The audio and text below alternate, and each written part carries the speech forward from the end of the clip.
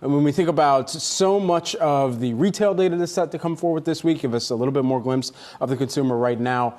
A lot of us are going to be watching for what companies are guiding in this larger kind of environment and where the spending propensity of consumers is still continuing to move forward. What are you expecting to hear over the course of this week about the health of the consumer? Look, I think at the headline level, we are expecting to hear that the consumer still remains really strong. Their balance sheets have remained pretty insulated, even from interest rate increases, given that so many folks were able to lock in cheap financing during the pandemic era. But one thing we are noticing is a shift in the composition of that spending. We're starting to see more momentum move back towards the goods sector, which I think will be an interesting dynamic to watch, both in respect to company earnings, but also the inflation picture. What's also interesting about the retailers, when they report, their timing is a little bit different than the earnings reports that we've gotten thus far. So did anything sort of change in that consumer spending picture, given that another month added on, I guess, to the quarter? Yeah, I mean, they make us wait a little, but at the same time, we're talking about the second quarter here, and that's when consumer data really started to pick up. So I'm not sure if that's going to change much. It might change management guidance a little bit, Julie. But at the same time, I'm expecting those, estimates coming in very low. I'm expecting, those earnings to possibly hurdle those estimates just because we underestimated the consumer so much in the second quarter. I mean, you kind of put all of this together and kind of bring it back to the Fed, too, and what their action has been thus far in trying to maintain that consumers, even though they're continuing to spend right now, of course, there's a larger concern about where some of their policy has actually taken effect, too. And if there's anything that the Fed can pull out of this week, maybe it's not listening to, at least the same way that we do, some of the company earnings reports, but also the retail sales data that's coming out as well. Is there any kind of movement that you expect them to make in policy over the next, couple meetings here at this point? Well, I think a September rate hike is definitely in play, but you have to kind of step back and think about the fact that rates are at 5% already. So does a 25 basis point rate hike really move the needle? Maybe not much, but it's something. I think the data we've seen might keep the Fed higher for longer than investors expect.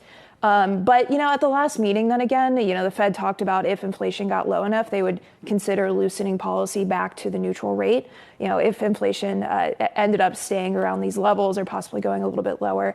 So I'm not sure, what we've seen over the past month or so will really move the needle. And, I think the Fed is really happy with the progress in inflation we've seen, especially on the services side. Yeah, on the point of what you're talking about with returning to normalization, I mean, Goldman Sachs out with a note this morning saying they do expect some cuts possibly next year as we see inflation move down below 3%. And the Fed says, OK, we're too restrictive. Is that the scenario you guys are looking at also? Directionally, it is, right? You brought up the neutral rate, and Powell has been emphasizing that at this point, the real Fed funds rate is in restrictive territory. Inflation keeps coming down. That's going to continue to get more restrictive. And it's the basis for why we think the Fed is actually probably done hiking rates at this point. First half of next year, we do see a scenario where the Fed could start cutting back to neutral, particularly because this potential for a soft landing scenario is once again back on the table. And obviously, Powell would love to pull that off if he's able to. What would need to happen for them to cut? Because we've been talking to this point about the possibility of a cut, meaning that there was also something more dire that they did see in the economy that's starting to show up. So what would show up by then that's not present right now? Look, if you pick apart the inflation report that we just got last week, notice that there are still some components that are heavily driving that basket of price increases, shelter being a big one. But of course, I do think that this comes back down to the labor market, right? Powell has been hyper-focused on that super core measure, which is tightly tied to what's going on with wage growth. So to the extent that you see a preservation of some of the favorable labor force participation trends that we've been seeing and kind of a cool down in demand for labor, I think that could kind of provide the ingredients needed for the Fed to get comfortable to start cutting back towards neutral. All right, let's bring all this back to stocks because we have seen kind of not quite a rollover, but kind of a meh performance thus far in August, right? Yeah, I mean, are we going to see more of that? Is there anything that's going to forestall the declines that we've been seeing? Well, look, so the economy still looks pretty decent at the moment. I think that could limit any sell-off we see right now. Plus, there's still a lot of cash on the sidelines. I mean, the S&P rises an average of 43% in the first year of bull markets, or at least all the bull markets we've seen since 1950. So there's a lot of momentum driving in the bulls' favor, and I think those people sitting on the sidelines, if we see prices move up or stabilize around lower levels, we could see people start to flow back in. One of the areas, too, that we've been watching, even as we've got some of the logos for those retail Q2 earnings that are set to come out, is just the areas that consumers are still spending in. And if, the pullback in spending on, furnishings or apparel or electronics, if that continues, what does that mean for inventories and all of the different ways that these retailers are going to have to come and communicate to the street that they're adjusting their own forecasting and that perhaps showing up in guidance as well? Yeah, inventories have been a challenge these past 2 years, and I'm not sure retailers have quite gotten it right just yet. But according to margin estimates over the next year, consumer discretionaries are up near the top when you look at sector margin growth. So at least the street thinks that they'll get it together and they could benefit from stabilizing costs. So when you think about the cost side of the equation, I think retailers could stand to benefit a little bit more than the average stock. On the sales side, sales are slowing. But I also think, if you're looking at retailers, you need to look at them on a name-by-name basis.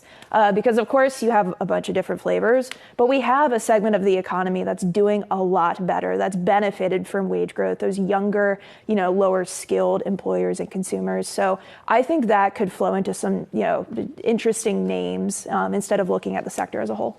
What about you, Elyse? Do you think that the retail sector is going to be a positive or a negative catalyst going through the next several weeks? I would say probably a positive catalyst, but I think it's really important right now for investors to not just exclusively focus on the consumer. There's a lot happening in terms of government spending and also on the corporate side that could offer some tailwinds.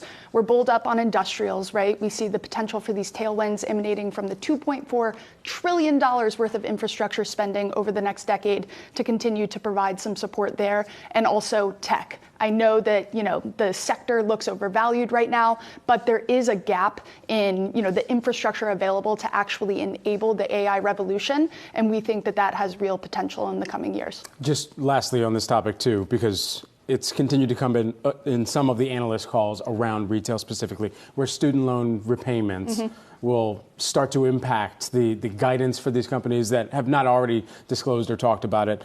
Do you see that being a big theme that we continue to hear about as we go into some of the larger and the largest retail earnings names set to report this week? I think it certainly could be a theme. This is actually one of the things that we called out in our client note that we published on Friday as one of the kind of dynamics that people aren't talking about enough. That certainly could kind of slow down the consumer, but I don't think it's going to wholesale erode the resilience that we've seen, especially when you've got a labor market that is still working in that consumer's favor.